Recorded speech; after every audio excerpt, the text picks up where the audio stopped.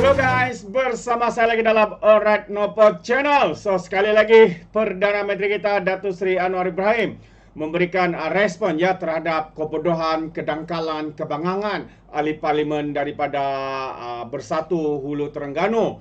Jadi saya agak tertanya-tanya apakah jenis kebodohan yang ada pada ahli parlimen ini sehingga ramai rakyat di luar sana menempelak beliau mengatakan beliau ini adalah buta IT, buta Google, buta internet dan sebagainya.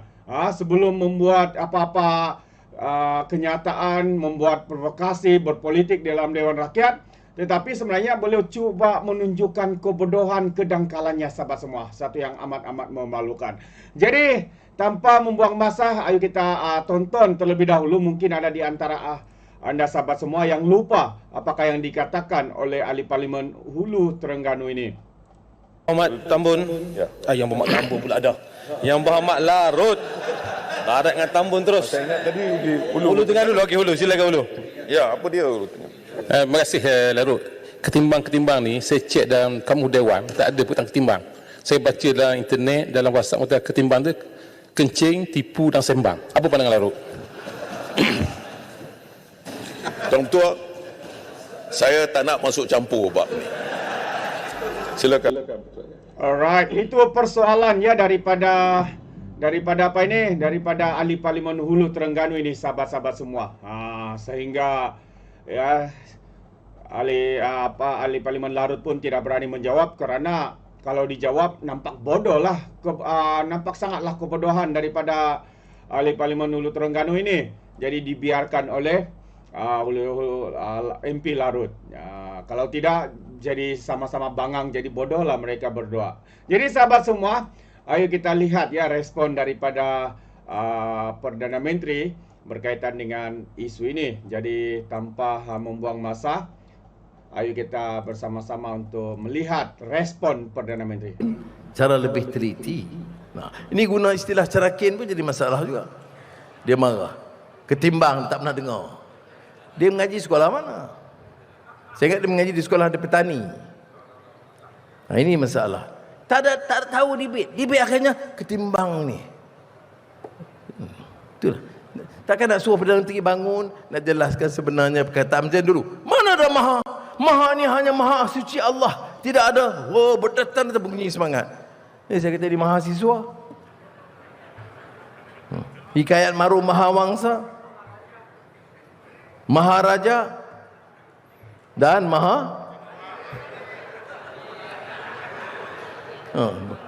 terus diam.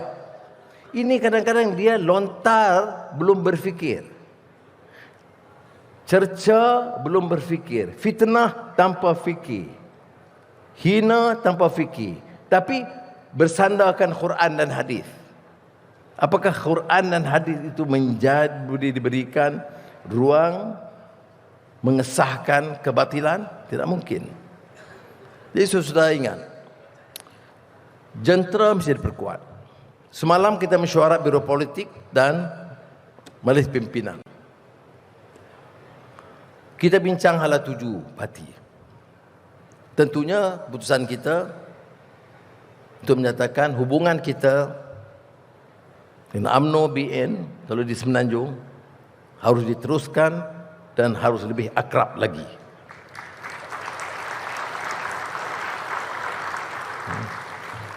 Yang kedua, urusan dalaman parti. Masa parti ini harus melihat keperluan membina generasi. Di kalangan angkatan muda, wanita mesti beri ruang kepada lebih anak yang lebih muda. Cabang-cabang juga begitu. Jadi kita harus melihat kemungkinan menyegerakan pemilihan parti, tetapi tidak dengan cara yang dahulu, yang hiruk pikuk kacau bilau. Kena ikut peraturan yang lebih teliti. Dan ini sedang kita kaji. Cuma keputusan kita harus disegerakan pemilihan. Saya tidak setuju untuk menangguhkan kerana pilihan raya masih lambat lagi. Jadi lebih baik kita urus parti supaya parti itu memberi ruang kepada tenaga baru yang boleh berganding dengan tenaga yang lama yang lebih senior. Boleh setuju begitu? Kau tanyakan ketua cabang, dia tak payah lah, sebab dia akan kekal. Mana bisa Pak? Kerana bila ada pemilihan, presiden pun boleh dicabar. Ya, sedih sikit bunyinya. Ya, tapi itulah namanya musyawarah. Bagi ruang kepada anggota memberikan pandangan mereka. Itu akan dihurai nanti oleh Setiausaha Agung baru, Fauziah, dalam perjumpaan-perjumpaan dengan William Leong yang menjadi pengurusi kuasa yang akan bincang kepada dengan saudara. Ya. Saya terima kasihlah Baru Amri. Nampak lepas ambil alih pada Likang. Terima kasih Likang kerana dapat bertahan sebentar. Dan sejak Khairul ambil pun nampak dia lebih segar. Kerana parti ini dia kena hidup dengan menjelajah. Ya. Sebab itu tadi saya terima kasih kepada Kerajaan Negeri kerana saya pergi ke kampung ke pedalaman sikit tadi. Dia pilih jalan yang teruk. Kalau Perdana Menteri pergi jalan elok, bangunan semua dicat, itu wayang. Dan negeri ni yang jadi rosak ni sebab banyak sangat wayang. Jadi sebab itu hari ini dia hantar, dia bagi jalan yang kedua-kedua, jadi pinggang saya pun balik ni kena urut. Nak suruh Azizah urut, dia tak boleh sihat. Apa nama tadi? Ulu Kongso. Saya pergi tadi di Padang Rengeh, Ulu Kongso. Memang ulu sungguh. Jalan masuk pun memang teruk. Memang saya ingat jalan tu elok, tapi Menteri Besar suruh korek-korek sikit biar Perdana Menteri tahu teruk, supaya tambah peruntukan. Jadi saya pun bagi peruntukan 1.7 juta tadi untuk jalan tu. Tapi ini kenyataannya. Ya, kenyataannya. Sebab itu saya dah setuju, saya beritahu pejabat saya, mana-mana lawatan, ini kalau contoh terbaik masa zaman Tun Razak. Marhum Tun Razak ini adalah seorang pemimpin Malaysia, Melayu dan Malaysia yang paling prihatin tentang masalah masyarakat desa. Ya. Lembunya, ayamnya, ikannya. Jadi saya rasa sekali walaupun keadaan berubah. Kita ada sekarang high-tech, kita ada Kulim high-tech, kita ada Kigib, kita ada Proton City, kita ada Lumut, kita ada digital, kita ada AI, Nvidia. Jadi memang keadaannya berbeza. Saya setuju. Tetapi masih perlu jejak di bumi nyata. Dan bumi nyata itu berarti ada kelompok-kelompok yang terpinggir. Dan mungkin dalam kunjungan akan datang, saya akan ke kawasan perkampungan orang asli pula. Jadi ini baru kita dapat jejak. Bukanlah kita tidak tahu, saya pun daripada kampung, daripada Sungai Bakap, daripada Cowok Tok Kun. Ya. Tetapi perlu kita sekali terjah ke bawah, menyantuni rakyat dan melihat sendiri. Ya. 1 juta, 1.7 juta itu sangat kecil. Ya. Banding dengan puluhan bilion. 90 bilion pembangunan, campur dengan 30 bilion, 120, 140 bilion yang kerajaan dengan Gelik buat 1 tahun. Jadi 1 juta kan kecil. Tapi 1.7 juta yang kecil itu untuk Ulu Kongso itu sangat besar artinya kepada rakyat di situ. Untuk pertanian mereka, untuk sebagainya. Dan sebab itu saya perkenalkan satu dasar yang baru, sejati madani. Tiap kampung di Malaysia, tiap estate, tiap bandar kecil, tiap kawasan pendalaman diberi minimal 50,000, maksimal 100,000. Setiap kampung sudah bayangkan. Untuk tentukan sendiri apa projek mereka nak adakan. Tadi ada yang buat ikan dalam sangkar. Ada yang buat, ada yang beli di Tanjung Malim, Likang, drone.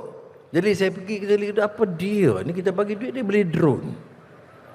Rupanya orang kampung ni, dia mesyuarat sama dia, guna drone untuk kebun, untuk baja dan untuk benih, Dan bila waktu dia tak guna, dia sewa ke tempat lain, perniagaan itu baik. Dari modal sejati madani yang kita perkenalkan. Ini sebab saya katakan perlu kita ambil tindakan yang serius mengendalikan. Saudara, parti mesti kuat.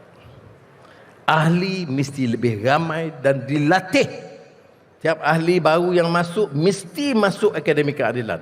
Latih, faham erti perjuangan, faham perlembagaan negara, faham hidup ini, teras Melayunya dan hubungan antara kaum Cina, India, Sarawak, Sabah dengan kuat. Faham bahawa untuk selamatkan negara kita ini, tolak penyelewengan. Faham untuk menyelamatkan negara ini, tolak faham perkauman sempit dan faham kolot agama yang mentunggang agama untuk kepentingan diri mereka. Ini harus kita lakukan. Dan tiap cabang mesti ada ranting-rantingnya. Segerakan.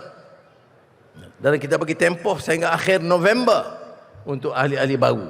Jadi saya nak lihat kerana konvensyen saya datang, Khairul,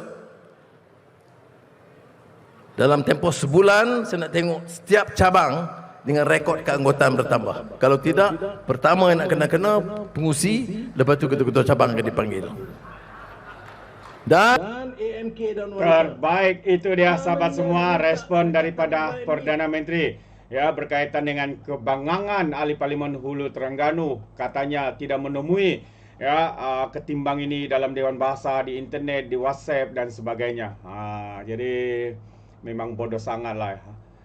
Dewan Bahasa dan Pustaka telah pun umumkan akan memasukkan ya perkataan ketimbang ini, dan sebenarnya mereka telah pun memberikan maksudnya ya berkaitan dengan ketimbang, yaitu untuk perbandingan kepada dua perkara, kepada satu perkara, begitu. Dua atau satu lah, apakah bezanya membandingkan antara isu satu ini ataupun isu satu itu. Itu dia. Jadi terima kasih sahabat semua. Sekiranya Anda mau berikan sebarang komen, pandangan ya, Anda boleh berikan di dalam ruangan komen. Tapi ingat, komen dengan cara berhemah. Jadi izinkan saya untuk mengundurkan diri. Dan seperti biasa, peribahasa mengatakan, tapapun kangkap, 2 ton keinginan. Dalam bahasa Melayunya, tepuk dada, tanya selera. Sekian daripada Alright Nopo Channel, saya kita berjumpa lagi. Bye-bye.